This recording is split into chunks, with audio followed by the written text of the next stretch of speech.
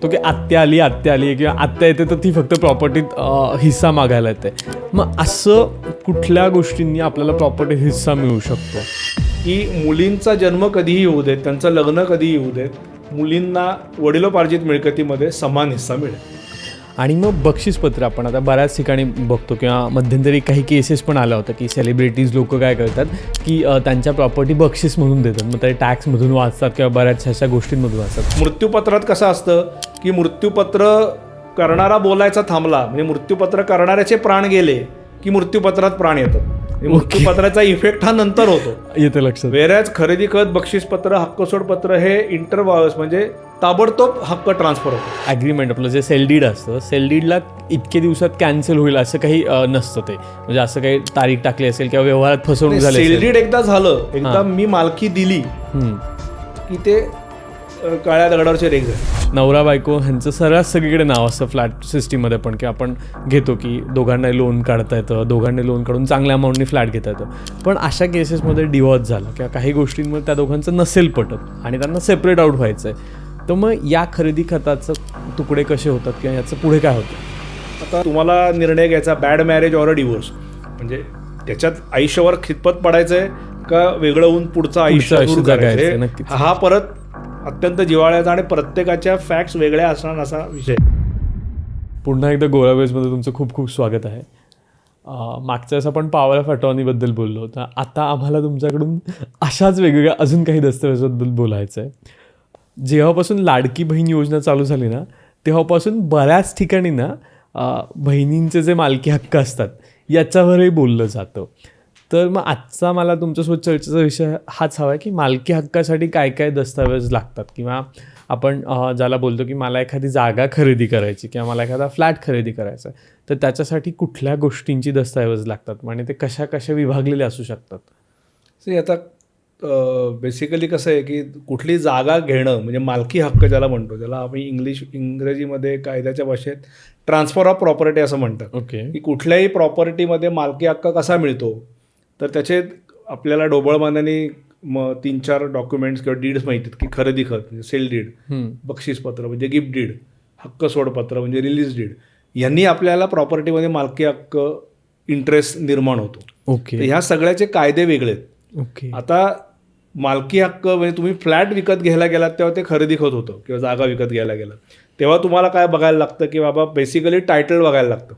सगळ्यात आधी तुमची इच्छा पाहिजे, तुमचं ते लोकेशन तुम्हाला पटतंय का, आपल्या बजेटमध्ये आहे का, इथपासनं सुरुवात करायला लागते. तिथनं तुम्ही पुढे गेलात की बाबा जागेचे कागदपत्र सगळे घ्यायला लागतात. ते जागेचे कागदपत्र म्हणजे सगळे टायटल डॉक्युमेंट असतात की बाबा जागेची हिस्ट्री काय आहे, की मूळ जमीन कोणाची होती, ती टायटल कसं ट्रान्सफर झालं आहे, मग बिल्डरनी बांधले, मग त्याचे development agreement, power of attorney, हे डॉक्युमेंट्स, मग त्या जागेवर काही केसेस आहेत का, त्या जागेवर कोणाचं काही कर्ज आहे का, कोणाचा कब्जा आहे का, अशानंतर मग तुम्ही हे सगळं करून मग जेव्हा तुम्ही निर्णया परत येता की हो बाबा आता हे सगळ्या गोष्टी बघून, म्हणजे आपण 36 गुण जुळले म्हणतो ना, तसं आहे की हे सगळे कागदपत्र बघून आता ती माझ्या बजेटमध्ये आहे, मग तुम्ही ते जागेचं खरेदी खत करायला जाता. त्यामुळे हे खरेदी खत हे खूप त्याला आपण सेलडीड इंग्रजीमध्ये म्हणतो किंवा कन्व्हेन्स हा शब्द आपण वापरला असतो, तर त्याचा अर्थही तोच होतो की जागेतला मालकी हक्क मिळणं म्हणजे खरेदी खत. तर त्याच्याकरता हे सगळी पूर्वतयारी करणं गरजेची असते आणि त्याच्याकरता तुम्हाला तज्ज्ञ वकिलांची मदत घेणं गरजेचं असतं. जनरली काय होतं सर, आता आपण बऱ्याच ठिकाणी बघतो की आत्या आली किंवा आत्या येते तर ती फक्त प्रॉपर्टीत हिस्सा मागायला येते. मग असं कुठल्या गोष्टींनी आपल्याला प्रॉपर्टीत हिस्सा मिळू शकतो?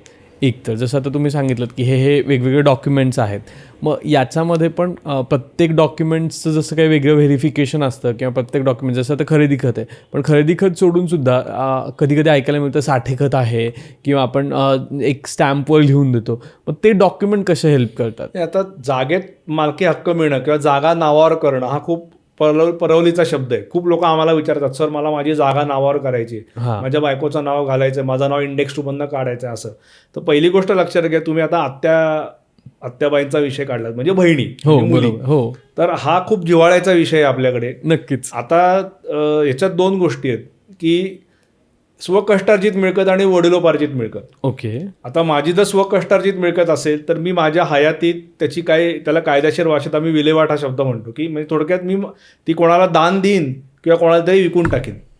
बरोबर. त्यामुळे मी माझ्या हयातीत त्याचा काय उपभोग घ्यायचा तो घेऊ शकतो. पण जेव्हा मी कुठली मृत्यूपत्र न करता मरतो तेव्हा मग माझे जे क्लास 1 एअर असतात हिंदू सक्सेशन ऍक्ट प्रमाणे त्यांना त्या जागेमध्ये समान हिस्सा मिळतो. मग त्याच्यामध्ये कोण कोण येतं, हिंदू पुरुषाबद्दल मी सांगतोय, तर त्याची बायको, मुलं आधी गेली असतील तर त्यांची मुलं म्हणजे नातवंड, सून आणि आई एवढे सगळे जण असेल तर ते सगळं समान हिस्सा घेतात.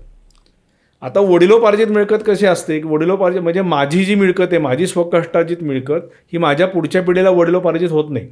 वडिलोपार्जित ही कन्सेप्ट आता आपल्याकडे हळूहळू संपत चालली. ओके. जनरली 3-4 पिढ्यावरनं आलेली मिळकत ही वडिलोपार्जित असं समजले जायचे. आता त्याच्यामध्ये सुद्धा 2005 साली अमेंडमेंट आली आणि 2005 साली 9 सप्टेंबर 2005 ही ती अमेंडमेंटची तारीख आहे. तर त्याच्यात सांगितलं की या तारखेनंतर मुलींना पण समान हक्क वडिलोपार्जित मिळकतीत मिळेल. पण आता नेहमीप्रमाणे आपल्याकडे कुठलंही प्रकरण सुप्रीम कोर्टापर्यंत जातं आणि सेटल होतं. त्यामुळे ऑफकोर्स त्याच्यावर खूप उलटे निकाल आले वेगवेगळ्या हायकोर्टांचे. म्हणजे ही 9 सप्टेंबर 5 ही तारीख प्रॉस्पेक्टिव्ह आहे का रिट्रॉस्पेक्टिव्ह आहे, म्हणजे या तारखेच्या नंतर ह्या अमेंडमेंटचा इफेक्ट आहे का या तारखेच्या आधी आहे. 56 साली जन्मलेल्या मुलींना हक्क आहे का 56 नंतर जन्मलेला आहे, मुलींचं लग्न आधी झालंय का नंतर झालंय, असे खूप भानगडी झाले. बरोबर. शेवटी 21 का 22 साली आहे, आत्ता मला लक्षात नाही एवढं, सुप्रीम कोर्टने 3 जजेसच्या बेंचनी निर्णय दिला की ही जी काही अमेंडमेंट आहे ही रिट्रॉस्पेक्टिव्ह आहे.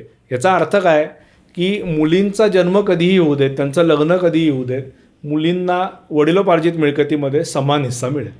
हे आता सुप्रीम कोर्टने क्लिअर केलेलं आहे. ओके. याला एक्सेप्शन काय आहे तर 31/12/4 ह्या तारखेच्या आधी जर रजिस्टर्ड वाटपपत्र झालं असेल किंवा कोर्टाचं वाटपपत्र झालं असेल किंवा रजिस्टर्ड डॉक्युमेंटनी प्रॉपर्टी ट्रान्सफर झाली असेल म्हणजे खरेदी खत बक्षीसपत्र, तर अशा मिळकतींमध्ये मुलींना, बहिणींना समान हिस्सा मिळणार नाही. पण अदरवाईज असं काही झालेलं नसेल तर ह्या अमेंडमेंटप्रमाणे वडिलोपार्जित मिळकतीमध्ये बहिणींना म्हणजे मुलींना समान हिस्सा दिलेला आहे. आता परत आपण येऊ स्वकष्टार्जित मिळकतीमध्ये. वडिलार्जित आणि वडिलोपार्जित असे 2 शब्द आहेत. ओके. मला वडिलार्जित म्हणजे सेक्शन 8 प्रमाणे एखादा हिंदू पुरुष मयत झाला तर त्याच्यामध्ये त्याच्या मुलींना समान हिस्सा 56 सालापासून आहे. ओके. म्हणजे वडिलांची प्रॉपर्टी होती, वडिलांनी विकत घेतली होती, वडील गेले आणि वडिलांना 2 मुलं 2 मुली बायको आहे, तर हे 5 जण झाले. 5ही जणांना 1/5 अनडिवायडेड शेअर आला. केवळ मुली आहेत आणि मुलींची लग्न झालीत म्हणून स्वकष्टार्जित मिळकतीतला असा हिस्सा जात नाही. वडील 56 पासून होता, पण 56 सालापासून आहे. पण तरी आपल्याकडे तो माहितीच नव्हतं. आपल्याकडे अशी मानसिकता आहे की लग्न झालं म्हणजे त्याचा पूर्णपणे संबंध संपला. त्यामुळे मग बऱ्याच वेळेला अशा प्रॉपर्टीच्या बाबतीत हक्क सोडपत्र मागितलं जातं, ज्याला आम्ही हक्क सोडपत्र न म्हणता सोड हक्क म्हणतो. की अपेक्षा असते की तू हक्क सोड, तुझं लग्न झालेलं आहे. आता याच्यामध्ये काय मी असं कोणाला सबगोडे 12% म्हणणार नाही, प्रत्येक घरातली केस वेगळी असते. नक्कीच सर. काही वेळेला असं असतं की भावाची परिस्थिती हालाकीची असते, तो सगळं बघत असतो आणि बहिणी उत्तम असतात तरी बहिणींना हक्क हवा असतो आणि उलटं पण असतं. हे शेवटी तुमच्या संस्कारांवर आणि तुमच्या परस्पर सामंजस्यावर असतं. नक्कीच. कायदा हा पुस्तकात आहे, कोर्टात आहे, तुम्ही जायचंय की नाही हे तुमच्यावर आहे. नक्कीच ते येते लक्षात. पण मग सर आता हक्क सोड जे तुम्ही म्हणालात त्याच्यानंतर तुम्ही बक्षीसपत्र हे एक नाव घेतलं, तर मला ही दस्तऐवजेस पण काय असतात हे जाणून घ्यायला आवडेल. म्हणजे हक्क सोडमध्ये तुम्ही आता सांगितलं की हक्क सोडून द्यायचं. हक्क सोड म्हणजे कसं असतं, त्याला सबसिस्टिंग राईट लागतो. म्हणजे इनहेरिटेड प्रॉपर्टी जी असते वारसा हक्काने आलेली, तो जो माझा हक्क आहे तो मी ज्याला दुसऱ्याला पण हक्क आहे अशा व्यक्तीच्या नावानेच हक्क सोडपत्र करू शकतो. म्हणजे मगाशी मी जे उदाहरण दिलं की वडील गेले आणि त्यांना हे 5 वारस आहेत, तर ते 5 वारस एकमेकांमध्ये वारसा हक्कानी त्यांचे हक्क देऊ शकतात.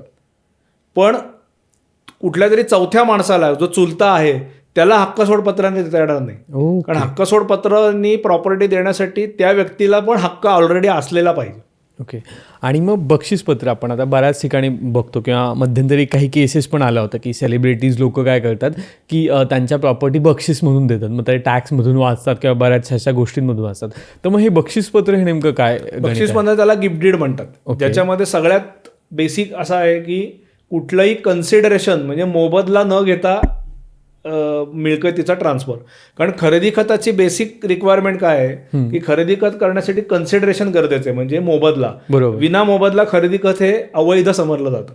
ओके. त्यामुळे कुठला तरी मोबदला हा द्यायलाच लागतो. पण बक्षीसपत्राचं उलट आहे की बक्षीसपत्रात मोबदला नसतो.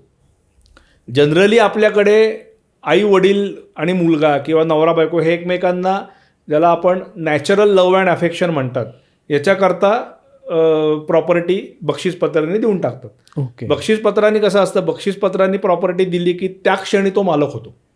ती व्यक्ती त्या क्षणी मालकी हक्क लगेच ट्रान्सफर होतो. मृत्यूपत्रात कसं असतं की मृत्यूपत्र करणारा बोलायचा थांबला, म्हणजे मृत्यूपत्र करणाऱ्याचे प्राण गेले की मृत्यूपत्रात प्राण येतात. मृत्यूपत्राचा इफेक्ट हा नंतर होतो. येते लक्षात. वेरॅज खरेदी खत, बक्षीसपत्र, हक्कसोडपत्र हे इंटरव्हायस म्हणजे ताबडतोब हक्क ट्रान्सफर होतात. ओके. त्यामुळे हे करताना, बक्षीसपत्र करताना सुद्धा हल्ली आम्ही ताट द्यावा पण पाठ देऊ नये ही जी मराठी म्हण आहे हे सांगतो. किंवा आता जो ज्येष्ठ नागरिक संरक्षण कायदा आलेला आहे त्याच्यामध्ये जे काही सुप्रीम कोर्टाचे निकाल झाले त्यात त्यांनी क्लिअर केले की तुम्ही जर तुमच्या ज्येष्ठ नागरिकांनी त्यांची प्रॉपर्टी मुलामुलींना बक्षीस दिली आणि त्यात ही जर अट घातली की माझा ते सांभाळ करणार आहेत म्हणून मी माझी प्रॉपर्टी बक्षीस देतोय, आणि जर नीट सांभाळ केला नाही तर मी हे बक्षीसपत्र रद्द करू शकतो, ओके, असं जर क्लॉज लिहिला असेल तरच बक्षीसपत्र रद्द होतं. अदरवाईज बक्षीसपत्र एकदा केल्यावर रद्द होत नाही, काही करू. त्यामुळे एक्सेप्शनल केसेस आहेत की फ्रॉड केलंय, फसवून केलंय, धमकी देऊन केलंय, जे कॉन्ट्रॅक्ट ऍक्टमध्ये जे आहेत ते आहेच आहेत. पण ढोबळ बांधाने म्हणाल की एकदा बाण सुटला की सुटला बक्षीसपत्राच्या बाबतीत. त्यामुळे ते करताना नीट विचार करून करायला लागतो. किंवा मग आम्ही हल्ली असंही सांगतो की तुम्हाला द्यायचं आहे ना तर मग तुम्ही लाईफ इंटरेस्ट ठेवा. म्हणजे काय, तर मी जरी बक्षीसपत्राने मालकी दिली मुलामुलींना तरी मला त्या मिळकतीत तह-हयात राहण्याचा हक्क मी ठेवू शकतो, ती मिळकत उपभोगण्याचा हक्क मी ठेवू शकतो. कारण तुम्ही अशा वयात असता जिथे तुम्हाला 60-70च्या की तुम्हाला कामधंदा करून नवीन मिळकत घेणं काही शक्य नसतं. नक्कीच नक्कीच. त्यामुळे काही लोकांना मृत्यूपत्र करायचं नसतं, त्यामुळे हा बक्षीसपत्राचा मार्ग अवलंबतो. त्यामुळे प्रत्येक केसच्या फॅक्ट्स वेगळ्या असतात, प्रत्येक घराची सिच्युएशन वेगळी असते. नक्कीच. तर त्याप्रमाणे लोकांनी कॉल घ्यावा. सर, तुम्ही बोलता बोलता पुन्हा बोलून गेलात की खरेदी खत करताना काहीतरी मोबदला दाखवावा लागतो किंवा काहीतरी व्यवहार दाखवावा लागतो. पण बऱ्याचदा असंही बघण्यात येतं की खरेदी खत करताना सुद्धा आपण जे मेन्शन्स करतोय त्या डीडमध्ये त्याच्यामध्ये पण काही अमाऊंट नंतर द्यायची, काही अमाऊंट आधी द्यायची, अशाही केसेस होतात. तर मग हे कितपत योग्य आहे, आणि जर एखाद्याने ती अमाऊंट नंतर दिली नाही तर त्याला कायदेशीर काय करू शकतो आपण? हा प्रश्न चांगला आहे, कारण बरेच वेळेला असं होतं की कन्सिडरेशन, मोबदला जो असतो त्याचं डेफिनेशन काय आहे की promise to be paid or partly paid or to be paid. म्हणजे काही पैसे आत्ता दिले, नंतर काही पैसे नंतर देणारे. त्यामुळे सुप्रीम कोर्टचे असे जजमेंट आहेत की तुम्हाला खरेदी करता असं लिहायला पाहिजे की जर अशी काही सिच्युएशन असेल की सगळे पैसे आत्ता मिळत नाहीत, काही दिवसांनी मिळणार आहेत, तर त्याच्यामध्ये मालकी हक्क हा सगळे पैसे ट्रान्सफर झाल्यावरच प्राप्त होईल असं लिहून घ्यायला पाहिजे. तसं जर लिहिलं नसेल तर तुम्ही खरेदी खत केल्यावर मालकी हक्क ट्रान्सफर झाला, मग तुम्हाला जे पैसे यायचे त्याच्याकरता तुम्हाला कोर्टात भांडत बसायला लागेल. ओके. त्यामुळे हे खूप म्हणजे खरेदी खत हा मालकी हक्क मिळण्याचा खूप महत्त्वाचा दस्तावेज आहे. म्हणजे मालकी हक्क मी मगाशी सांगितलं की कसा मिळू शकतो, की एकतर खरेदी खताने, म्हणजे या खरेदी खत, बक्षीसपत्र, हक्क सोडपत्र किंवा वारसा हक्काने, म्हणजे कोणी मृत्यूपत्र न करता मयत झालं तर वारसा हक्क लागू होतो ते, किंवा मृत्यूपत्राने. अशा 3 प्रकारे तुम्हाला मिळतोय मालकी हक्क मिळतो. नॉमिनीनी मिळत नाही. म्हणजे मी आपल्या आता विषय चाललाय म्हणून सांगतो की बऱ्याच वेळा लोकांना असं वाटतं की मला नॉमिनी नेमलंय म्हणजे मी आता मालक झालो. तर वस्तुस्थिती कायदा हा सेटल्ड आहे की nominee is a trustee, it is a stop gap arrangement. Okay. त्यामुळे नॉमिनी हा काही मालक होत नाही. ओके. जनरली आपण आपल्या वारसांनाच नॉमिनी म्हणून नेमतो, पण म्हणजे वारस हा नॉमिनी असू शकतो पण नॉमिनी हा वारस असेलच असं नाही. ओके. पण मग सर, बँकेमध्ये जनरली आपण ज्यावेळेस नॉमिनी नेमतो किंवा बाकीच्या मेडिकल पॉलिसीजमध्ये ज्यावेळेस आपण नॉमिनी नेमतो त्यावेळेस बऱ्याचदा असं होतं की त्या नॉमिनीलाच ती अमाऊंट मिळते. मग इकडे तसं होत नाही. नाही, आता ती जरी नॉमिनीला अमाऊंट मिळालेली असली, बँकेने दिलेली असली, तरी nominee takes it as a trustee. Okay. म्हणजे मी नॉमिनी असेल आणि मला अजून 4 वारस असतील तर मी जे काय मला 100 रुपये मिळाले ते मी या माझ्या सगळ्या वारसांमध्ये वाटणं बंधनकारक आहे. बँकेचं काम संपलं, त्यांनी दिलं तुम्हाला. बरोबर. आता माझ्या माहितीप्रमाणे RBI आता नवीन अमेंडमेंट आणतं आहे ॲक्टमध्ये की ह्याच्यामध्ये लोकांना त्रास पण खूप होतो की पैसे बँकेत आहेत पण मग त्याच्याकरता वारसा हक्क प्रमाणपत्र आणा, अमुक आणा, तमुक आणा. त्यापेक्षा काहीतरी 15 का 25 लाख रुपयाच्या आत जर अमाऊंट असेल तर आता तुम्हाला इंडेमनिटी बॉन्ड देऊन पैसे मिळू शकतील अशी RBIची अमेंडमेंट आणणारे असं मी वाचलं होतं. ते जर आलं तर याचा खूप अनेक लोकांना फायदा होईल. ओके. आता हे सगळ्यानंतर पण सर अजून एक दस्तऐवज येतं जे गावखेड्यांमध्ये खूप ऐकलं जातं, साठेखत नावाचं. तो नेमका काय प्रकार आहे मग? साठेखत म्हणजे ॲग्रीमेंट फॉर सेल. म्हणजे खरेदी खताच्या म्हणजे आपण खरेदी खत हे लग्न असेल तर साखरपुडा म्हणजे साठेखत. ओके. असं मी असं सांगतो. साठेखत हा पण खूप महत्त्वाचा दस्त आहे की साठेखतामध्ये जनरली व्यवहाराची म्हणजे जेव्हा आपण जागा विकत घेतो त्या प्रॉपर्टीची हिस्ट्री, तुमच्या अटी आणि शर्ती काय ठरल्या आहेत, बाकीच्या गोष्टी हा सगळा उल्लेख जो असतो हा साठेखतात येतो. आणि साठेखतानंतर पुढची स्टेप, फायनल स्टेप म्हणजे खरेदी खत किंवा आपण असाइनमेंट डीड म्हणतो त्या गोष्टी करता येतात. पण साठेखतानी मालकी मिळत नाही. ओके. म्हणजे साठेखतानी मला ताबा मिळू शकतो. जसं मी म्हणलं ताब्याला 10 पैकी 9 मार्क आहेत कायद्याने. ताबा हा अत्यंत महत्त्वाचा आहे. म्हणजे मी साठेखत घेऊन मला जर ताबा मिळाला आणि खरेदी खत झालंच नाही तर माझ्याकडे मालकी नाही पण ताबा आहे. म्हणजे मी वापरू शकतो पण विकू शकत नाही. हां, मग विकत घेणारा तो विचार करेल ना की याच्याकडे मालकीच नाही आहे. तर म्हणजे त्याला बाकीचे मार्ग आहेत की मला जे साठेखताचे हक्क मिळाले ते मी या असाइनमेंट डीडने देतोय असे. पण शक्यतो प्रॉपर्टी आपण क्लिअर टायटल, आपण आपल्या कष्टाचे पैसे घालणार असतो. बरोबर. त्यामुळे घेतानाही अशा काही गोष्टी नाही आहेत ना ह्या बघून आपण घ्या. ओके.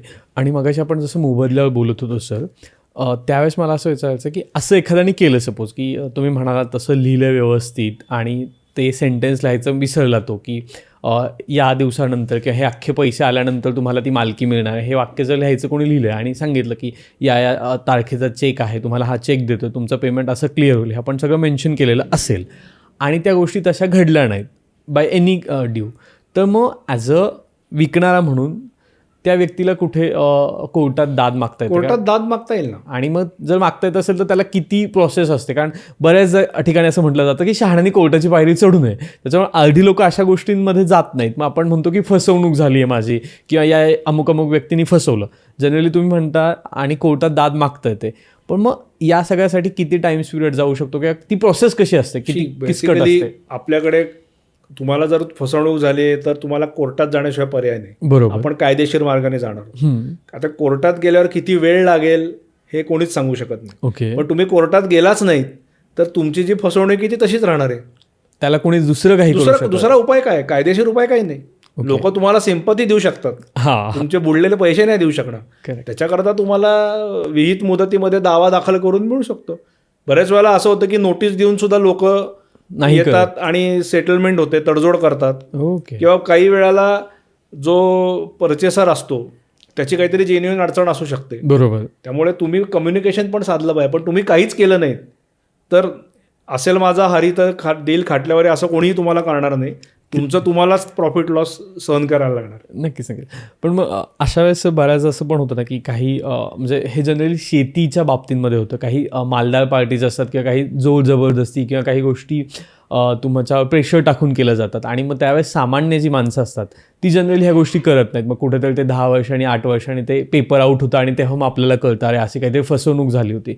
मग या गोष्टी किती दिवस व्हॅलिड राहू शकतात? म्हणजे आता एखाद्याने खरेदी खत केलं आहे पण त्याला त्या काळामध्ये ते जमलं नाही आहे करायला, पण आता त्याच्याकडे पावर आली की त्याचा मुलाकडे पावर आली आणि तो आता करू इच्छितो, तर मग ते करता येतं का? आता साठेखतानंतरची पुढची स्टेप इज खरेदी खत. बरोबर. तर साठेखतात बऱ्याच वेळा लिहिलेलं असतं की अमुक अमुक तारखेमध्ये अमुक अमुक मुदतीनंतर खरेदी खत करायला पाहिजे. आता ही जर मुदत उलटून गेली आणि खरेदी खत करून दिली नाही तर ती मुदत संपल्यापासून 3 वर्षाच्या आत तुम्हाला दावा करणं अपेक्षित आहे की तुम्ही खरेदी खत करून द्या म्हणून. ओके. कारण कोर्टामध्ये कुठली ॲक्शन घ्यायची असेल तर त्याला लिमिटेशन ॲक्टप्रमाणे ठराविक मुदत दिलेली आहे, त्या मुदतीतच दावा करायला लागतो.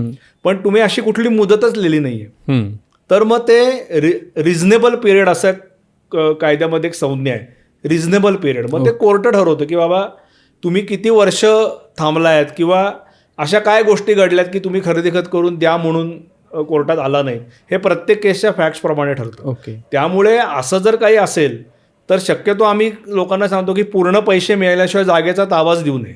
कारण एकदा ताबा गेला की गेलं. नाही, पण मगाशी आपण ताब्याबद्दलच बोलत होतो की ताब्याच्या डॉक्युमेंटमध्ये पण असे तुम्ही बोललात की अटी शर्ती टाकू शकतो की इतके पैसे नंतर मिळणार. मग अशा वेळेस काय मग तेच मी सांगतो की अशा वेळेला आता हे प्रत्येक केसवर आहे ओके की जर माझे सबस्टॅन्शियल अमाऊंट जर मला नंतर मिळणार असेल तर मी अख्खा ताबा आत्ता का द्यायचा ओके हे प्रत्येकाने ठरवलं पाहिजे. बरोबर. आता तुमचा विश्वास असेल जवळचा मित्रच आहे की तो देणारच आहे पैसे, तुम्हाला वाटलं तर तुम्ही द्या. करेक्ट. पण ह्याच्यात कायदा काय तुम्हाला सांगत नाही. पण मग याचे जे काही परिणाम होतील पुढे जाऊन त्याचा जबाबदार तुम्हीच राहाल. म्हणून अटी परत मी सांगतो जे मागच्या आपण एपिसोडमध्ये पॉवर ऑफ अटर्नीबद्दल बोललो होतो की अटी आणि शर्ती फार महत्त्वाच्या आहेत. करेक्ट. जेवढं लिहिलंय तेवढंच करता येतं. तसं कुठल्याही ॲग्रीमेंटमध्ये कोर्ट काय म्हणतो तुमच्यात काय ठरलंय त्याच्याप्रमाणे कोर्ट जे काय असेल ते निर्णय देईल. म्हणजे मला असं विचारायचं होतं इन अगेन ओव्हरऑल की ॲग्रीमेंट आपलं जे सेल डीड असतं, सेल डीडला इतके दिवसात कॅन्सल होईल असं काही नसतं. ते म्हणजे असं काही तारीख टाकली असेल किंवा व्यवहारात फसवणूक झाली सेल डीड एकदा झालं, एकदा मी मालकी दिली की ते काळ्या दगडावरची रेख झाली. ओके. खरं साठेखाताला तुम्ही म्हणू शकता की अमुक अमुक कारण साठेखातानी मालकी मिळत नाही. बरोबर. आणि सेलडीडमध्ये मी मगाशी उदाहरण दिलं, जर तुम्ही असं लिहिलं असेल की अमुक एक पैसे मिळाल्यावर सगळे पैसे मिळाल्यावरच मालकी जाईल तर मग ते खरेदी खत जेव्हा 100% पूर्ण कधी होईल जेव्हा त्यात लिहिल्याप्रमाणे 100% रक्कम मला मिळाली. पण हे जर लिहिलं नसेल तर करू शकत जरी मला काही टक्के रक्कम बाकी असेल मिळण्याची तरी माझी मालकी ट्रान्सफर झाली. बरोबर. आणि जे अनपेड परचेस मनी आहे त्याच्याकरता मला दावा करायला आहे. ओके. आणि तो दावा पण 3 वर्षाच्या आतच करावा लागेल. त्याला पण प्रत्येक दाव्याला मुदत आहे की बाबा from the date of knowledge म्हणतो किंवा समोरच्या माणसाने कधी नकार दिला तेव्हापासनं ते लिमिटेशन चालू होतं. ते पण केस वाईज डिफर करतात. आणि आता अजून एक होतं की आत्ता आपण सगळे फ्लॅट सिस्टीममध्ये राहतो किंवा फ्लॅट्स घेतो आणि फ्लॅटमध्ये पण आपण खरेदी खत आणि बाकीच्या गोष्टी करतो. पण तिथे पण असं होतं की जाणवतं की काही गोष्टी फसव्या होतात. मग अशा काही वेगळ्या केसेस तुमच्याकडे असतात का किंवा प्रॉपरली फ्लॅटच्या सेल डीडमध्ये किंवा फ्लॅटच्या खरेदी खतामध्ये फसव्या होतात आणि तिथे लोकांनी काळजी घेतलीच पाहिजे? नाही, आता फ्लॅटचं सेल डीड ही एक कन्सेप्ट आहे. मी त्याच्यात थोडं क्लिअर करू इच्छितो की सोसायटी आणि अपार्टमेंट ह्या दोन आपल्याकडे गोष्टी आहेत. बरोबर. सोसायटी ॲक्ट वेगळा आहे, अपार्टमेंट ॲक्ट वेगळा आहे. ओके. सोसायटीमध्ये पहिलं आपण जेव्हा बिल्डर बरोबर ॲग्रीमेंट करतो त्याला आपण साठेखत किंवा करारनामा म्हणतो. आणि सोसायटीमध्ये खरेदी खत जे होतं ते इंडिव्हिज्युअल फ्लॅट होल्डर बरोबर होत नाही. ओके. ते अख्ख्या बिल्डिंगचं आणि जमिनीचं खरेदी खत ज्याला कन्व्हेन्स म्हणतो ते सोसायटीच्या नावाने होतं. ओके. इंडिव्हिज्युअल व्यक्तीच्या नावाने सोसायटीमध्ये खरेदी खत होत नाही. ही जर अपार्टमेंट असेल तर अपार्टमेंट होल्डरच्या नावाने जे अपार्टमेंट डीड होतं तेच खरेदी खत असतं. आणि अपार्टमेंट होल्डरला त्याच्या एरियाच्या पर्सेंटेजप्रमाणे जमिनीमध्ये अनडिवायडेड शेअर मिळतो. म्हणजे माझा 1000 स्क्वेअर फुटाचा प्रत्येकाचे जे काही फ्लॅट असतील त्या एरियाप्रमाणे जमिनीत शेअर ठरला जातो. या सगळ्याची टोटल 100 होते. ओके. त्यामुळे अपार्टमेंटच्या बाबतीत खरेदी खत म्हणजे अपार्टमेंट डीड आणि सोसायटीच्या बाबतीत खरेदी खत म्हणजे सोसायटीच्या नावाने झालेलं कन्व्हेन्स डीड. हा खूप फरक आहे. त्यामुळे तुम्ही जे म्हणलात की माझं खरेदी खत माझं फ्लॅट घेताना खरेदी खत जे काय म्हणलात हा खूप मोठा डिफरन्स आहे. म्हणजे लोकांना असं वाटतं की सोसायटीमध्ये माझं अजून खरेदी खत का नाही झालं. तर सोसायटीच्या बाबतीत खरेदी खत होतच नाही, सोसायटीच्या नावाने खरेदी खत होतं. पण तुमचं जे काही बिल्डर बरोबर ॲग्रीमेंट झालेलं असतं ते तुमच्या डॉक्युमेंट ऑफ टायटल असतं आणि त्या आधारे तुम्ही तुमचा फ्लॅट विकू शकता, दुसऱ्याकडनं घेऊ शकता. अडकाठी काही नाही. पण मी टेक्निकल भाषेत बोलतोय की खरेदी खत मात्र इमारतीचं आणि जमिनीचं ज्याला ड्युएल ओनरशिप म्हणतात आपल्याकडे. ओके. भारतामध्ये ड्युएल ओनरशिप ही कन्सेप्ट आहे. म्हणजे जमिनीचा एक मालक असू शकतो आणि वरच्या बिल्डिंगचा वेगळा मालक असू शकतो. तर ही जमीन आणि बिल्डिंग दोन्ही एकाच्याच मालकीची म्हणजे सोसायटीच्या मालकीची होण्यासाठी कन्व्हेन्स डीड करतात. आणि हेच जर कन्व्हेन्स डीड बिल्डरनी करून दिलं नाही तर त्याला सरकारी अधिकाऱ्यांमार्फत करून घेता येतं, त्याला डीम्ड कन्व्हेन्स म्हणतात. ओके. हे नवीन टर्म होते आमच्यासाठी नक्कीच सर. आता आपण फ्लॅटवर आलो आहे म्हणून पुढचा फ्लॅटशी रिलेटेडच मला विचारायला आवडेल की जसं तुम्ही मागच्या वेळेस पण म्हटलात की नवरा बायको ह्यांचं सर्रास सगळीकडे नाव असतं फ्लॅट सिस्टीममध्ये पण की आपण घेतो की दोघांना लोन काढता येतं, दोघांनी लोन काढून चांगल्या अमाऊंटनी फ्लॅट घेता येतं. पण अशा केसेसमध्ये डिवॉर्स झाला किंवा काही गोष्टींमध्ये त्या दोघांचं नसेल पटत आणि त्यांना सेपरेट आउट व्हायचं आहे, तर मग या खरेदी खताचं तुकडे कसे होतात किंवा याचं पुढे काय होतं?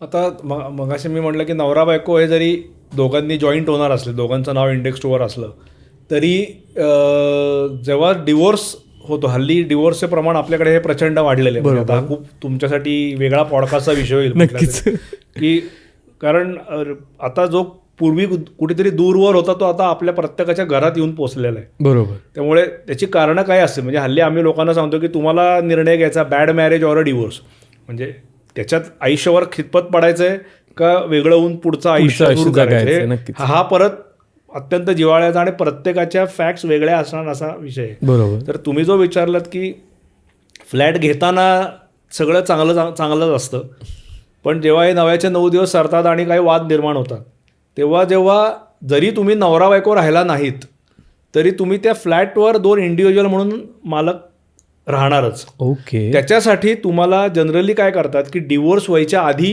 जेव्हा तुम्ही नवरा बायको असतात तेव्हा एकमेकांमध्ये बक्षीसपत्र करतात, किंवा एक जण जर पैसे असतील तर एक जण दुसऱ्याचा हिस्सा विकत घेतो, किंवा एक जण दुसऱ्याला त्याचा हिस्सा बक्षीसपत्राने देऊन टाकतो. म्हणजे 100% मालकी ही शक्यतो एका व्यक्तीच्या नावाने ट्रान्सफर केली जाते डिवोर्सच्या आधी, कारण तेव्हा तुम्ही नवरा बायको असता. डिवोर्स झाल्यावर तुम्ही नवरा बायको राहत नाही. बरोबर. मग त्यावेळेस इन केस माझा एखादा इन केस नवरा, समजा अशी केस धरू की डिवोर्स झालाय पण एखाद्या फ्लॅटचा दोघांच्या नावावर आणि आता नवऱ्याला वाटतं की तो मला हवा आहे, तर मग त्याला बायकोकडनं गिफ्ट डीड जरी केलं तरी त्याला फुल स्टॅम्प ड्युटी पडेल, कारण ती आता त्याची बायको राहिलेली नाही आहे. ओके. किंवा मग बायकोकडनं विकत घ्यायला लागेल. सेम वायसी वर्सा. म्हणजे आलं लक्षात.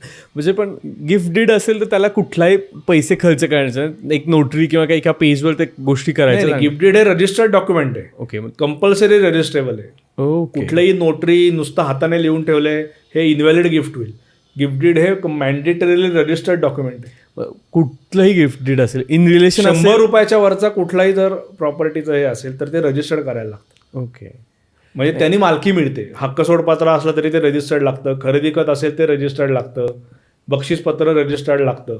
फक्त विल हे ऑप्शनल आहे की तुम्ही रजिस्टर्ड नाही केलं तरी चालतं, पण माझा प्रॅक्टिकली सल्ला असा असतो की ते शक्यतो रजिस्टर्ड करा, कारण विलला काही स्टॅम्प ड्युटी लागत नाही किंवा रजिस्ट्रेशन फी जी प्रॉपर्टीला लागते काही लाखांमध्ये तशी लागत नाही. गिफ्ट डीडला पण ती लागते का हेच विचारायचं होतं. गिफ्ट डीडला आता आपल्याकडे ब्लड रिलेशन असेल तर सरकारने काही सूट दिलेली आहे, किंवा नवरा बायकोचं नातं असेल तर सूट आहे, पण त्याला आपल्याकडे पुण्यासारख्या ठिकाणी मेट्रो सरचार्ज घेतात, त्यामुळे ते जरी 500 रुपये असलं तरी 2 का 3% द्यायलाच लागते. ओके. पण हे आत्ता नवरा बायको नातं आहे म्हणून डिवोर्स झाल्यावर ते नातं संपल्यावर कायद्याच्या दृष्टीने ते 2 इंडिव्हिज्युअल व्यक्ती झाल्या, म्हणजे त्रयस्थ व्यक्ती झाल्या. बरोबर. त्यामुळे हेच जर व्यवहार तुम्ही तिसऱ्या माणसाबरोबर केला तर तुम्हाला जेवढी पूर्ण स्टॅम्प ड्युटी द्यायला लागेल तेवढी द्यायला लागेल. म्हणून डिवोर्स व्हायच्या आधी ह्या गोष्टींचे एक समोरासमोर बसून या गोष्टी ज्या टर्म्स ठरतात त्याच्यामध्ये ही एक महत्त्वाची टर्म असते. ओके. आणि मग हे बाकीच्या गोष्टींमध्ये पण होतं का, म्हणजे काही लोकांचे कार कॉमन घेतलेले असते जस्ट बिकॉज ऑफ EMI साठी, किंवा ते कॅल्क्युलेशन त्यांना सोपं हवंसं असतं, तिथे पण खरेदी खत असतं, किंवा काही लोकांचे अदर काही प्रॉपर्टीज असतात किंवा अदर काही गोष्टी सोबत घेतलेल्या असतात, तिथे पण दोघांची नावं लावायचं आजकाल आहे की आमचं दोघांचं आहे. कारवर माझ्या माहितीप्रमाणे एकाच नाव असतं, म्हणजे मी तरी बघितलं नाही. ओके. पण बाकी कुठल्याही प्रॉपर्टी असतील किंवा बँकेची खाती असेल जिथे 2 नावं आहेत, जिथे तुम्ही वेगळे होणार आहात, ते तुम्ही आधीच त्याचं तुमच्यामध्ये बसून त्याची काय व्यवस्था लावायची ती लावली पाहिजे. बरोबर. आता ह्या सगळ्यासोबत अजून एक नवीन टर्म येते, म्हणजे जेनझीवाल्यांची, किंवा बऱ्याच पुण्यासारख्या मेट्रो सिटीजमध्ये आपल्याला बघायला मिळते लिव्ह इनवाली, आणि सर्रास लोक लिव्ह इन राहत आहेत, मग फ्लॅट खरेदी करत आहेत किंवा काही गोष्टी खरेदी करत आहेत आणि ते असतात सुखी, पण त्याच्यातून बाहेर पडताना कसे, कारण आता इथे ते कायद्याने बांधलेले नाही आहेत किंवा लग्नासारख्या कुठल्या गोष्टींनी ते बांधलेले नाही आहेत, मग तिथे या सगळ्या कायदेपत्राच्या गोष्टी लागू होतात का किंवा कशा? लिव्ह इन रिलेशनशिप ही आता आपल्याकडे नोन फॅक्ट झालेली आहे. बरोबर. पण लिव्ह इन रिलेशनशिपमध्ये तुम्ही राहताय आणि तुम्ही दोघांनी तुमच्या नावावर फ्लॅट घेतलेत, याचा अर्थ तुम्ही 2 इंडिव्हिज्युअल व्यक्ती विकत घेत आहेत. तिथे कुठलंही कायदेशीर नातं नाही आहे नवरा बायकोचं. बरोबर. त्याच्यासाठी तुम्हाला आयदर रजिस्टर्ड मॅरेज करायला पाहिजे किंवा धार्मिक पद्धतीने विधिवत मॅरेज करायला पाहिजे, पण मॅरेज करणं गरजेचं आहे. इथे लिव्ह इनमध्ये मॅरेज नसतं. बरोबर. त्यामुळे जरी तुम्ही दोघांनी मित्रमैत्रिणींनी एकमेकांच्या म्हणजे एकत्र फ्लॅट घेतला आणि त्यांच्यामध्ये फाटलं आणि ते वेगळे व्हायचे ठरवले, तरी त्यांचे हक्क ॲज अन इंडिव्हिज्युअल तसेच राहणार आहेत. मग त्यांना ते परत ठरवायला लागेल की एकमेकांनी एकमेकांचा हिस्सा विकत घ्यायचा का दोघांनी मिळून तिसऱ्याला विकायचं आणि पैसे वाटून घ्यायचे. ओके. पण लिव्ह मध्ये आहेत म्हणजे एक पार्टनर गेला की त्याचा दुसऱ्या पार्टनरला आपोआप मिळाला असं होत नाही. हां, म्हणजे अजून ती तरतूद नाही आपल्याकडे किंवा त्याला तसं ग्राह्य धरलं जात नाही आहे. या सगळ्यासोबतच ना खरेदी खत, साठे खत हे सगळं करताना एक MOUचं डॉक्युमेंट पण येतं बऱ्याचदा. तर ते डॉक्युमेंट कशासाठी इम्पॉर्टंट असतं? कारण आजकाल फ्लॅट खरेदी करताना किंवा सोसायटीच्या ह्याच्यात ते डॉक्युमेंट सर्रास येतं. तर MOU म्हणजे एक ह्याच्यात जाताना मी एक सांगू शकतो की डॉक्युमेंटचं जे हेडिंग असतं ना, म्हणजे MOU, करारनामा, खरेदी खत, या हेडिंगनी डॉक्युमेंट ठरत नाही. ओके. त्या डॉक्युमेंटमध्ये कंटेंट्स काय आहेत, त्याच्यात अटी काय लिहिल्या आहेत याच्याने ठरतं. ढोबळ मानाने MOU म्हणजे काय, मेमोरंडम ऑफ अंडरस्टँडिंग, म्हणजे an agreement to enter into an agreement. करार करण्याचा करार, तो कायद्याने तसा ग्राह्य धरला जात नाही किंवा तो स्पेसिफिकली एन्फोर्सेबल आहे असं म्हणत नाहीत. पण परत त्याच्या अटी काय आहेत ह्याच्यावर खूप गोष्टी ठरतात. MOU जनरली काय असतो की बाबा दोघांनी कुठे जाऊ नये, म्हणजे लोकांना काय वाटतं की एक कागद आहे बाबा, आता लिहिलेलं आहे काहीतरी, म्हणजे भीती असावी एक की डिटरंट की कोणी यातनं काढता पाय घेऊ नये म्हणून. ओके. पण अदरवाईज जनरली कायदेशीर भाषेत MOU बघायला गेलं तर तो एन्फोर्सिबल कायद्याने होत नाही. पण परत मी सांगतो की त्याच्या टर्म्स महत्त्वाच्या असतात.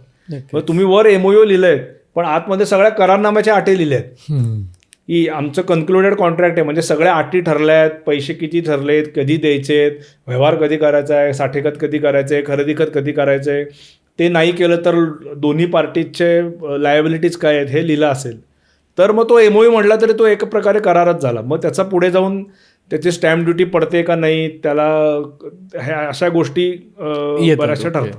आपण फ्लॅटचं बोलतोय खरं तर, पण त्याच्यासोबतच शेती विषयामध्ये ज्यावेळेस आपण बोलतो त्यावेळेस बऱ्याच ठिकाणी 7/12 येतो आणि बऱ्याच लोकांना वाटतं अरे माझं नाव 7/12 आहे, आता कोण घेऊन जाणार, मग ती माझीच शेती झाली आहे. मग शेतीचा जो 7/12 आहे तो त्याचा मालकी हक्क असतो का? 7/12 हा खूप जिव्हाळ्याचा विषय आहे. अगेन हो, म्हणजे 7/12 म्हणजे काय, तर नमुना 7 आणि नमुना 12 बरोबर, असे 2 फॉर्म आहेत. त्या ते दोन्ही फॉर्मचा पर्पज वेगळा आहे, त्याच्यावर लिहिलेली माहिती वेगळी आहे. तर ह्या दोन्हीचा मिळून जो तयार होतो त्याला आपण 7/12 म्हणतो. म्हणजे एक प्रकारे जमिनीचा आरसा किंवा जमिनीची कुंडली, की जमिनीचं क्षेत्र काय आहे, जमिनीचे कब्जेधारक काय आहेत, जमिनीमध्ये कुठली पिकं घेतली जातात, जमिनीचा आकार काय आहे, हे सगळं त्या 7/12 बघून तुम्हाला कळतं. पण तुम्ही जर हा 7/12 अवलोकला तर तिथे कुठेही त्याचं अवलोकन केलं तर कुठेही मालकी हा शब्द पण लिहिलेला नाही किंवा मालक हा शब्द पण लिहिलेला नाही. ओके. त्यामुळे 7/12 हे रेव्हेन्यू रेकॉर्ड आहे, मुलकी महसुली रेकॉर्ड. 7/12 किंवा शहरी भागात प्रॉपर्टी कार्ड यांनी मालकी ठरत नाही, म्हणजे हा मालकी हक्काचा पुरावा नाही. जसा इंडेक्स टू हा मालकी हक्काचा पुरावा समजला जातो तसं 7/12 किंवा प्रॉपर्टी कार्डाने मालकी हक्क मिळत नाही, कोणाचा काढून घेतला जात नाही, कोणाला दिला जात नाही. आणि हा कायदा अख्ख्या भारतात गेले 100 वर्षे, पण म्हणजे त्याला रेव्हेन्यू रेकॉर्ड म्हणतो आपण. तर सुप्रीम कोर्टाने, हायकोर्टाने अनेक केसेसमध्ये हे क्लिअर केलेलं आहे की 7/12 नाव आलं म्हणजेच मी मालक झालो किंवा माझं नाव 7/12 गेलं म्हणजे माझा मालकी हक्क गेला, असं होत नाही. 7/12 प्रॉपर्टी कार्ड त्याचे वेगळे महसुली उपयोग वेगळे आहेत, पण आपण मालकी हक्काबाबत बोलतोय. बऱ्याच वेळेला असं होतं की माझं खरेदी खत नोंदवलं गेलं पण त्याची नोंद 7/12 झाली नाही आणि त्याच्यावर नावं जुन्याच लोकांची आहेत. ओके. पण मालकी खरेदी खताने मिळते, माझ्याकडे इंडेक्स 2 आहे, मी मालक झालोय.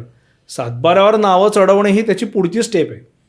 त्यामुळे 7/12 आणि प्रॉपर्टी कार्डाने मालकी नक्की मिळत नाही, म्हणजे ते मालकी हक्काचे पुरावे नाहीत असं मला सांगायचं. येत लक्षात. म्हणजे जी लोक असा विचार करत असतील की आमचं नाव 7/12 आहे किंवा अजूनही दिसतं, तर त्यांनी नक्कीच ते एकदा चेक करून घ्यावं की त्यांनी नक्कीच चेक करून घ्यावं इंडेक्स 2 नुसार त्यांचं नाव आहे का. नुसतं 7/12 प्रॉपर्टी कार्डाने नाही तर प्रॉपर्टी टॅक्स पावती किंवा लाईट बिल याच्यावर नावं आहेत म्हणजे मी मालक आहे असं अजिबात होत नाही. ह्या कुठल्याही याच्यावर मालक हा शब्दच वापरलेला नाही. ओके. इव्हन मग प्रॉपर्टी टॅक्सच्या ह्याच्यावर सुद्धा ऑक्युपायर म्हणून जातं ना ते. ओके. ऑक्युपायर असता तुम्ही. ओके, ठीक आहे. बऱ्याच लोकांना ते होतं अरे माझ्या नावाने प्रॉपर्टी टॅक्स तर येतो, मग काय हरकत आहे. नाही, हे सगळं बोलीभाषेत रोजच्या जीवनात ठीक आहे, पण जेव्हा प्रॉपर्टी तुम्ही खरेदी विक्रीचे व्यवहार करता किंवा दावा ठोकताय किंवा त्यावेळेला मग हक्क जेव्हा सांगायची वेळ येते तेव्हा मग आपल्याला बघायला लागतं की आपल्या हक्काचे कागद कुठले आणि नाही आहेत. बरं, अजून एक सर असं विचारायचं होतं, आता बऱ्याच काही व्यवहार खूप जुने झालेले असतात, म्हणजे 1960, 1970 असे काही व्यवहार झालेले आहेत. आत्ता मुलांना त्या व्यवहारांबद्दल जाणून घ्यायचं असतं आणि त्यांच्याकडे कुठले डॉक्युमेंट्स नसतील सपोज, पण आता ते वडिलोपार्जित घर आहे, ते राहत आहेत, माहिती असतं हे आपलं नाव आहे, पण कुठलं डॉक्युमेंट आजचंच त्यांना हार्डकोर सापडत नाही आहे. मग अशा वेळेस त्यांनी कुठे ह्या सगळ्या गोष्टींची चौकशी करावी? त्याच्याकरता सर्च रिपोर्ट आपण जे म्हणतो, टायटल सर्च रिपोर्ट, की या वेगवेगळ्या सब रजिस्ट्रार ऑफिसमध्ये जाऊन तुम्हाला जो कालावधी त्या प्रॉपर्टीच्या नंबरप्रमाणे, नावाप्रमाणे तुम्हाला सर्च घेता येतो. ओके. आता ठराविक वर्षानंतर माझ्या मते 2000 सालानंतर तुम्हाला ऑनलाईन सर्च पण आता अवेलेबल आहे आपल्याकडे महाराष्ट्रात, पुण्यामध्ये. त्याच्या आधीचा जर घ्यायचा असेल तर तुम्हाला त्या ठिकाणच्या रजिस्ट्रार कचेरीमध्ये जाऊन, मामलेदार कचेरीत जाऊन तिथे तुम्हाला फिजिकल सर्च घ्यायला लागतो. ओके. की या जागेचे व्यवहार झालेत का, मग ते रजिस्टर बघायला लागतं. त्याच्यामध्ये तुम्हाला समजू शकतं की एखादा व्यवहार झाला आहे का, तो नोंदवला आहे का, मग त्याची तुम्ही सर्टिफाईड कॉपी काढू शकता. ओके. आणि आपण आत्ता पण बघतो सर की खूप फ्रॉड होतात. म्हणजे जमिनीच्या खरेदी विक्रीमध्ये एवढं सगळं माहिती असतं किंवा तुम्ही आत्ता जसं सांगितलं एवढे सगळे डॉक्युमेंट क्लिअर असतात, तरी पण खूप मोठ्या प्रमाणावर फ्रॉड होताना दिसतात. किंवा तरी पण असं जाणवतं की कुणीतरी जमीन घेतली आहे, ती नसते त्याच्या नावावर, तिसऱ्यालाच विकलेली असते आणि मग ते जाणवतं. मग हे का होतं किंवा ह्याच्यात कुठल्या कायद्याचे लूप होल्स आहेत जे लोक ट्रॅक करतात आणि मग हे असं घडतंय? का होतं याच्यापेक्षाही बऱ्याच वेळेला असं दिसतं की लोकांची हाव पण त्याला कारणीभूत आहे. ओके. म्हणजे मला इथे रामदास स्वामींचा श्लोक सांगायला लागेल की अति लोभ त्या क्षोभ होईल जाणं. की मला एखादी गोष्ट, आता ऑनलाईन फ्रॉडला जे बळी पडतात किंवा एखादी गोष्ट मला कळते अरे ही एवढ्या स्वस्तात मिळूच शकत नाही, तरी मी तिथे जातो आणि ती घेतो आणि मग पस्तावतो. तसं काही वेळेला असं आम्ही बघितलेलं आहे की आम्ही लोकांना सांगतो अरे तुम्ही 5व्या मजल्यावरचा फ्लॅट घेताय, तो स्वस्त वाटतोय, पण तो प्लॅन सँक्शन नाही आहे. पण त्यांना बिल्डरने सांगितलेलं असतं मी सँक्शन करून घेईनच, ह्या आशेवर आणि कमी पैशात मिळतात म्हणून घेतात. नंतर त्यांच्या दुर्दैवाने जर कॉर्पोरेशनने कारवाई केली आणि पाडला तर त्यांचे पैसे त्यांच्या हातात काहीच राहत नाही. म्हणजे अक्षरशः लोक उघड्यावर येतात. त्यामुळे जेव्हा तुम्ही तुमचे कष्टाचे पैसे घालणार आहात तेव्हा तुम्ही आधी एकतर फ्लॅट घेताना, जागा घेताना ती नीट तज्ज्ञ वकिलांकडनं त्याचे कागद तपासून आणि मगच ते घेणं अपेक्षित आहे. पण तुम्हाला जर स्वतःच हे करायचं असेल, आणि बऱ्याच वेळेला असं दिसतं की आपण वकिलाकडे कशाला जायचं, आपण आपलंच करू, फी कशाला द्यायची. मग अशा वेळेला तुम्ही ते जे पैसे वाचवता त्याच्या कैकपट जास्त पैसे कोर्टात खर्च करता. ओके. म्हणजे जर उद्या तुम्हाला अशी काही वेळ आली, तुमची फसवणूक झाली किंवा एकच फ्लॅट 10 लोकांना विकला गेला आहे असं जर लक्षात आलं तर त्यावेळेला आपण म्हणजे हताश होतो, चिडचिड करून करण्याशिवाय दुसरा काहीच पर्याय नसतो. बरोबर. त्यामुळे वेळीच ही काळजी घेणं गरजेचं आहे. आणि नक्कीच, आणि वेळीच हे डॉक्युमेंट पण अंडरस्टँड करणं गरजेचं आहे. कारण बऱ्याच असं मी बघितलं आहे की खूप मोठं डॉक्युमेंट असतं, त्यांनी वाचलं ना आपण कशाला वाचायचं म्हणून तोही वेळ आपण त्याला देत नाही की त्याच्यात काय लिहिलं आहे. आणि नेमकं ज्यावेळेस दावा करायचा असतो त्यावेळेस अरे हे माहीतच नव्हतं किंवा हे आम्हाला तर सांगितलंच नव्हतं, हे आमच्या बोलण्यात कधी आलंच नव्हतं, असं होतं. आणि मग सगळ्या गोष्टी जसं तुम्ही म्हणाला हातात नसतं. कोर्टामध्ये भावना किंवा सिंपथीला काही थारा नाही. कोर्ट या बाबतीत निष्ठोर असतं की समोर काय आहे, कागदावर काय लिहिलंय, पांढऱ्या काळं काय केलंय ते बघायचं. त्यावेळेला वाईट वाटून किंवा 4 लोकांनी सिंपथी देऊन तुमचा प्रश्न सुटणार नाही. त्यामुळे वेळीच काळजी घेणं, स्टिच इन टाइम सेव्हज 9 म्हणतात तसं, हे याला काही पर्याय नाही. खरंच सर, धन्यवाद रोहित सर, तुम्ही इथे आलात पुन्हा एकदा आणि हे डॉक्युमेंट्स पुन्हा एकदा वेगळ्या दृष्टिकोनातून सांगितलं. कारण जसं डे टू डेमध्ये खूप ऐकण्यात असतात, माहिती असतात, पण हां त्याचे काय रिपकेशन्स आहेत, ती कुठे वापरली पाहिजेत किंवा ते कसे वाचली पाहिजेत किंवा त्याच्यात कुठल्या गोष्टी असायलाच हव्यात, ॲटलिस्ट ह्या गोष्टी तुम्ही पुन्हा अधोरेखित केला. त्याच्यावर खरंच तुमचे खूप खूप धन्यवाद. त्याचबरोबर तुम्हाला एपिसोड कसा वाटला तेही सांगा. आणि असेच तुम्हाला वेगवेगळे लॉयल सेक्शनमधले किंवा ॲडव्होकेट सेक्शनमधले काही एपिसोड्स हवे असतील तर तेही सांगायला विसरू नका. भेटूयात पुढच्या एपिसोडमध्ये अशाच एका नवीन विषयासोबत. धन्यवाद. जाता जाता सबस्क्राईब करायला विसरू नका, कारण ते केल्यानंतर आम्हाला अशीच एनर्जी आणि अशीच ऊर्जा मिळते नवनवीन एपिसोड घेऊन यायचे. तर लाल बटन इथे कुठेतरी असेल तर नक्की सबस्क्राईब करा.